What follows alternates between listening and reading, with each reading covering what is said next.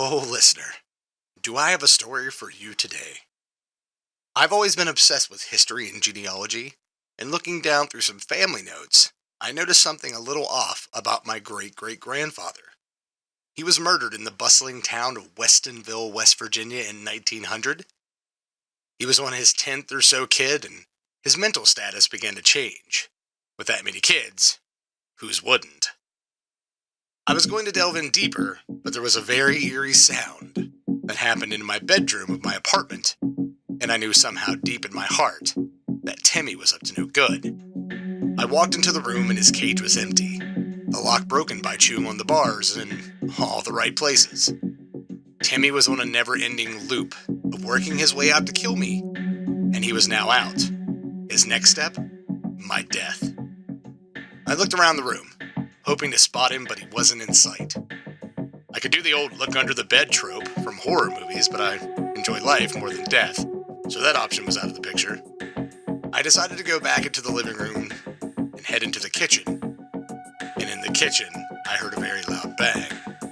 It sounded like a drawer falling out of place onto the floor. In my head, I now realized he was in the kitchen, and I was hoping he hadn't obtained some sort of weapon.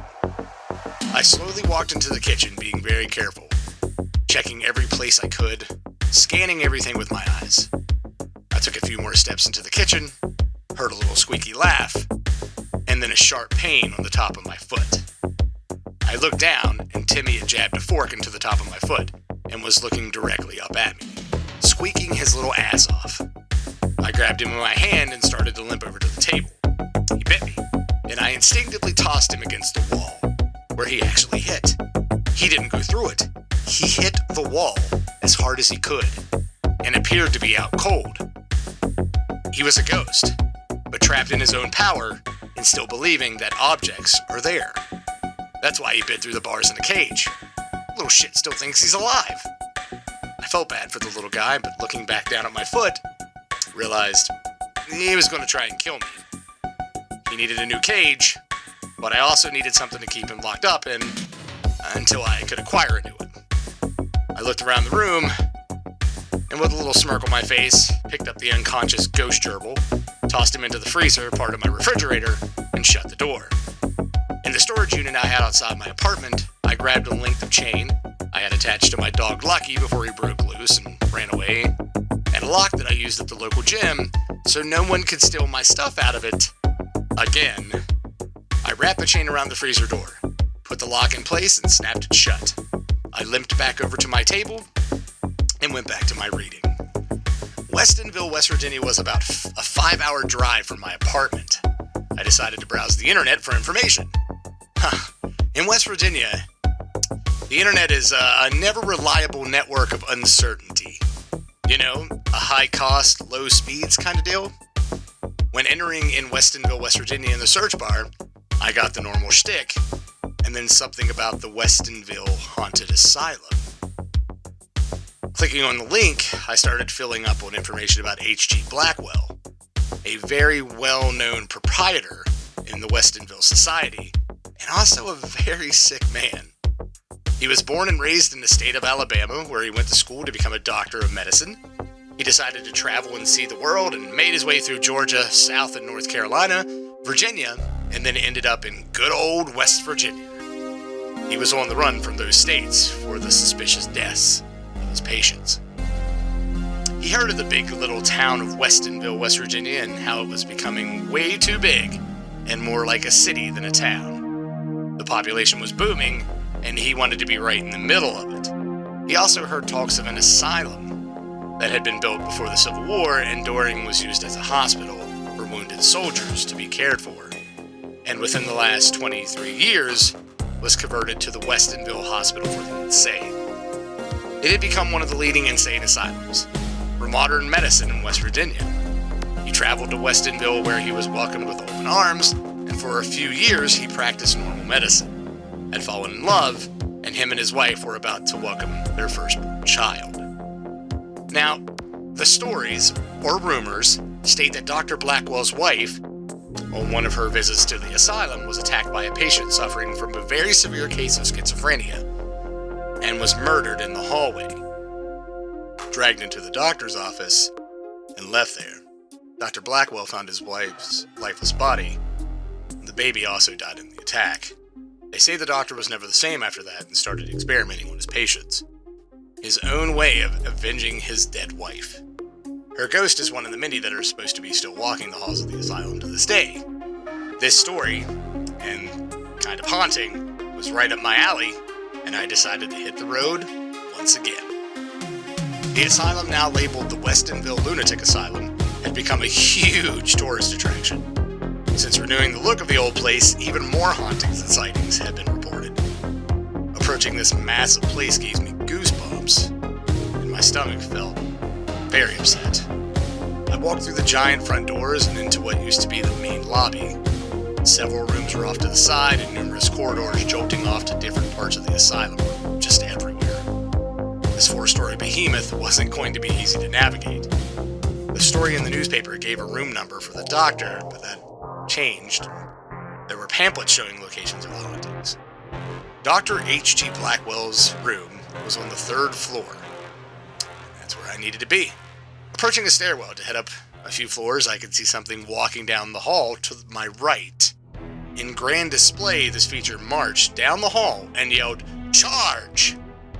It was coming at me, full speed, and I wasn't sure what was about to happen. It passed through me. Several others appeared in front of it, and I realized a battle was happening. Soldiers fighting, cannons blasting, and bodies everywhere.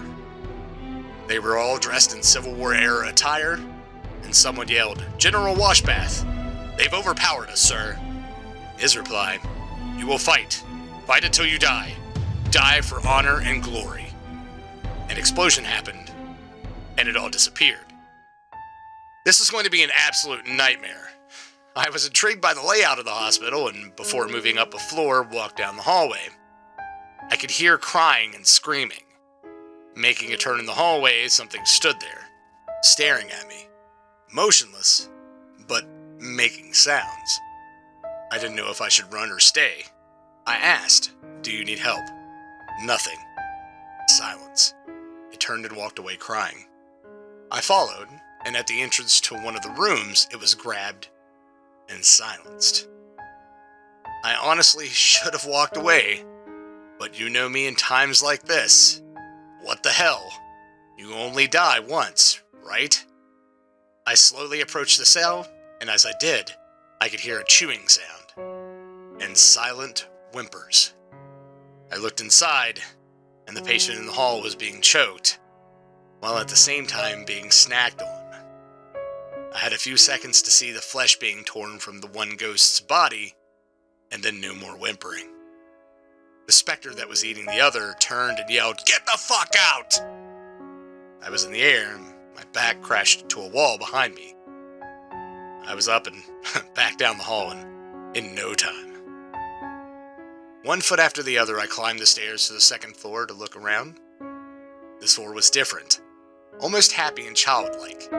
I could see what looked like ducks on the wall and bright colors popping through. Took a few steps, the floor made a creaking sound, and the ghost activated. I could hear little kids laughing, babies crying in the distance, and something that sounded like a kickball bouncing against the wall. It was dark, incredibly dark, and I could barely see my hand in front of my face. I could hear something faint in the distance, which seemed to get louder as it got closer. It was the kickball bouncing past me. I turned to watch it bounce, and heard in a soft voice, a childlike voice, "Can you help me? Please help me." Very concerned about what was behind me, I turned slowly and saw the shadow of a little boy run into the darkness. I know this was a ghost. I knew it, but I had to make sure. I followed the shadow, which escaped into a giant open room with cabinets and toy boxes. This was definitely the child's wing of the hospital. I saw the little boy in the corner. I called to him softly, letting him know that I was there to help. He walked out of the shadows.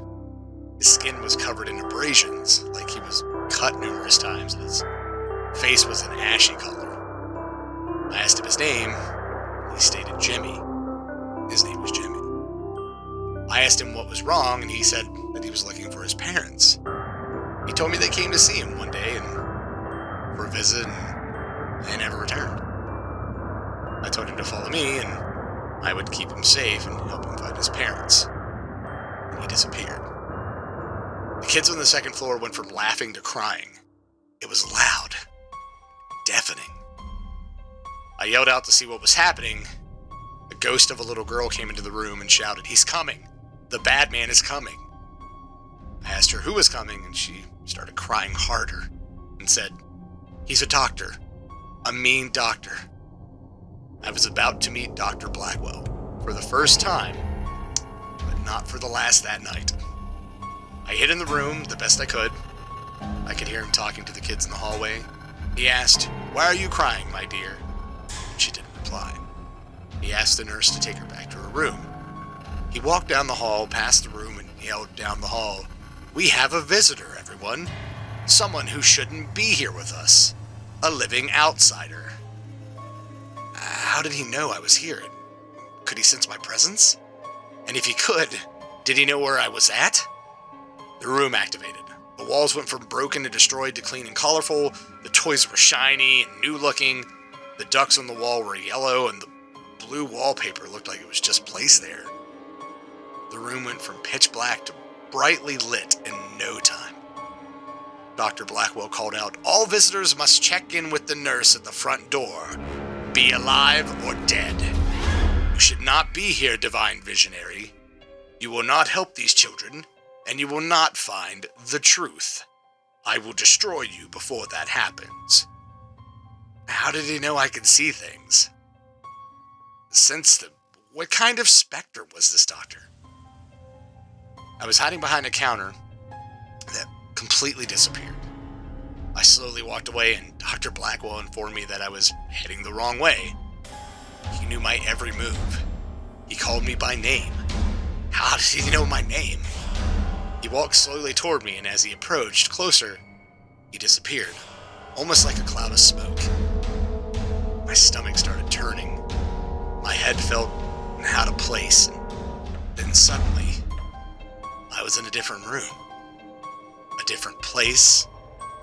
I was back at Tim's Manor, and the lady in black was calling out my name. She let me know that I would never truly be rid of her, and that this place would leave a scar. Not a visible scar, but one on my soul that would never heal. I blinked my eyes, and I was suddenly on an operating table. Dr. Blackwell was standing over me, telling me that it only hurt for a second, and asking the nurse for a scalpel. The nurse was the lady in black. She had somehow been here, worked here. She was his right-hand nurse the whole time. She was younger. She looked to be in her teenage years. How's that even possible?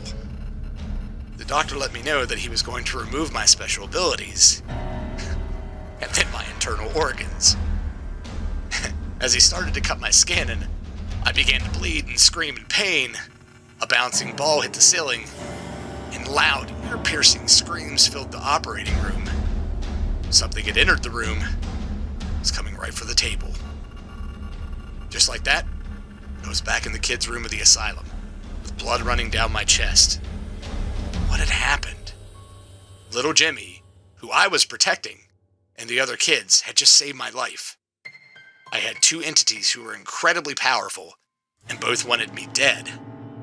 I ran from the children's wing with the ghost kids and made my way to the stairs and up to the third floor. When I walked out of the stairwell, the kids suddenly disappeared, and I was pushed through a wall into a room that looked like an old waiting room for patients. And crashing through the wall, a piece of wood rammed into my right side, struck through my back and out the front of my stomach. The lady in black had once again put me through a wall and injured me, but this time she was pissed about our last encounter and pulled the piece of wood out of my body and into the other side of my stomach from the front and out the back using their powers. I was bleeding uncontrollably and was starting to get weak. She lifted me up in the air and started stitching the holes and cut on my chest with a rusty needle. and as she did this, she laughed in enjoyment. She let me know that I wasn't allowed to die yet, and that my pain and punishment had only just begun. Mr. Jacobs' warning was about the lady in black, and how she was going to do whatever she needed to rid me of my mortal coffin. I'll continue this story soon, listeners, but next time, we'll be opening up our mailbag, and we'll be reading a story from a fan named Crystal Carter. Just remember, a normal person will always save themselves in the midst of disaster, but it takes a very brave person to save others, even if it means their life is forfeit. Until next time, as my wounds heal, I'll keep you in my thoughts.